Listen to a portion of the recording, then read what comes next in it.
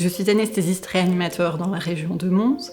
Dès le début de l'épidémie, notre chef a scindé le service en 2 équipes, on va dire. Une qui a été renforcée, l'équipe des réanimateurs dont je fais partie, et une équipe de collègues plus à risque qui ont été préservés, un petit peu plus préservés du Covid. Donc je travaille clairement pour le moment en dehors de ma zone de confort. Étant anesthésiste, on va dire que j'ai l'habitude d'endormir mes patients, de les intuber et de savoir clairement à quel moment je les extuberai à la fin de leur intervention chirurgicale. Les réanimateurs ont affaire à une mortalité d'environ 30%. Dans notre institution, concernant les patients Covid précisément, la mortalité est au-delà de 70%. Je pense qu'une des choses qui a été les plus difficiles pour moi, c'est justement de voir le regard des patients qui me demandent quand est-ce qu'on va pouvoir les réveiller et de ne pas pouvoir répondre à leurs questions.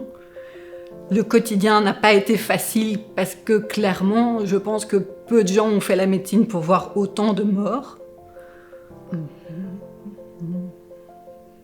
De ma fonction d'anesthésiste réanimateur, dans l'institution, il avait été établi que uniquement les anesthésistes avaient le droit d'intuber les patients et donc de réaliser les gestes les plus aérosolisants. De ce fait-là, je n'ai pas été confrontée au manque de matériel. Le matériel était variant de jour en jour, que ce soit les marques ou le type de matériel, mais je n'ai pas été confrontée à un manque de matériel franc pendant cette pandémie. Le métier d'anesthésiste est un métier stressant de base, on le sait. On a l'habitude de prendre en charge des patients dans des états critiques. La seule chose qui a été différente dans la gestion du Covid-19, c'est que pour la première fois, je me suis posé la question de ma propre sécurité. Prendre en charge des patients alcoolotabagiques qui ont fait des tentatives de suicide, victimes d'accidents de roulage, victimes de terrorisme. Une fois qu'ils arrivent à l'hôpital, notre rôle, c'est de les prendre en charge et de les mettre en sécurité.